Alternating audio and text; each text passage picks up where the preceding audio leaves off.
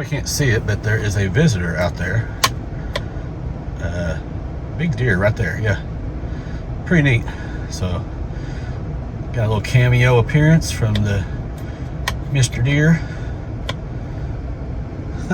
All right, a little bit of change of plans here under the direct supervision of the bird dogs. Get the bird dogs. Get the bird dogs. Anywho, so we got the LasFit pods. I'm going to try them on first just to demonstrate them because I wanted to do a review for LasFit. I also have these leftover Dial Dynamics. They're only the sport version, so they're not the pros like the ones on the ditch lights. And I got this Dial Dynamics bracket. I bought this before I got the LasFit lights, but I did not realize this doesn't raise up as much as this does.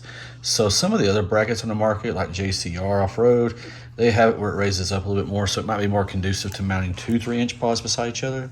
As you can see here, I did mount these. They sit about even though. I guess the Dial Dynamics bracket's not quite as long.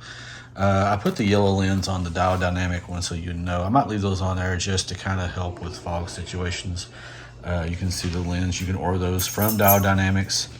I got these Y splitters. You can order those off Amazon, and they'll allow you to connect both to the same thing. So what I might do is run just the LasFit at first, do the test, and then come back and plug that into one of these two, and then do them both together for a permanent solution. Now, if I ever get a rear bumper, these will probably go back in the rear bumper just like they were on the 4Runner. I've already bought them, so I'm not going to get rid of them. But I definitely anxious to see how these LasFit lights look. I will leave an affiliate link below and a discount code. You can get these for 10% off using my affiliate link. I do get a commission if you buy them through the link, so I'd appreciate it if you did that. It helps support the channel and also support LasFit, who was generous enough to provide these lights for us to test out. They're very good priced, very well priced in the market, so no point in spending more than you have to for good quality lights. That's what I always say. Anyway, so next step is to get these mounted up and get them wired up, which shouldn't take long, and then we'll get them on the road and try them out. Stay tuned. Okay, so here's the assembled bracket, and here's the slot it goes into. You can see these 3 torque bolts. They will fit in these 3 bolts. Get that done, get everything in position, and try to tighten stuff up, and then we should be ready to roll. All right, so you gotta take these top 2 bolts here off. You have to take this piece off, which you just pull out these little things. Here they are. And you can use like a trim level removal is how I did it. There's 2 up here at the top you have to pop out, and there's 2 down here at the bottom you have to pop out. So here and here, and then here and here. So you gotta pop those things out, pop this front piece off right here. It sits on the front of this. You have to take that off first, then unbolt these 3 bolts, 1 2 3, and like I said before, 1 2, and that releases the end piece that you will need to remove to put these on. Now I've already got this pre-assembled sorted. I got a little bit loose so I can still make adjustments, and just like the other side, we're going to take off this one, and this one. And to do that, you do need a T40 Torx bolt. And once that is done, then we remount these. And I'll put this up here in place just so you can see what I'm talking about. So then we want to mount these lights up here to where they fit. Voila. So, and then you'll torque those bolts, factory bolts, back in.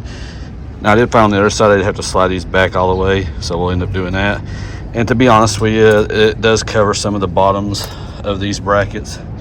There are other brackets out there that have a higher recess, I should say, where this sticks up higher, which may be better if you're especially going to use 2 3-inch pods. Because Dial Dynamics built theirs to where they only do 1 3-inch pod, which it still covers up the bottom lip of that, and then 2 of the 2 pods side to side, which I don't have those, so I'm not going to do those.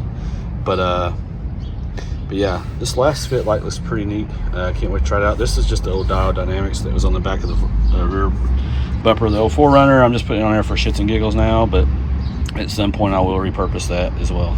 So I want to give you guys a quick heads up on how this works. And unfortunately, I don't have the ability to film myself doing it, but you guys kind of get the drift. If you have any questions, please let me know. All right, so you give you ideas how this looks before I put the end piece back on the bumper. So, you know, let's get the 3 bolts back in. Try to get these things facing as level as I can. Sorry for the sunlight glare.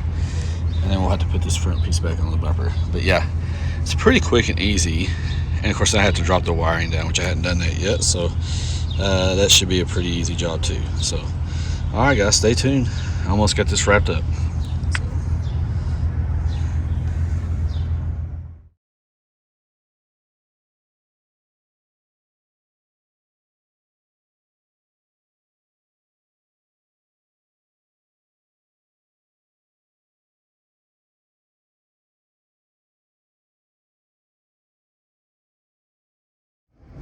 All right, this is with the headlights on.